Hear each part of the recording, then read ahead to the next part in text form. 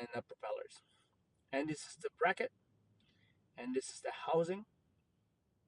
That's what it looks like. And I added the blades into it. This is what they look like, and this is what it looks like when it's finally done and assembled. It comes with a remote, so press the button for the light, and then number one, two, three, four, five, six for the fan.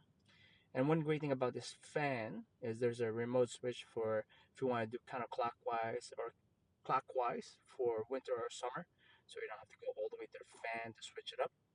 And this is what it looks like. That's the project, and it's complete.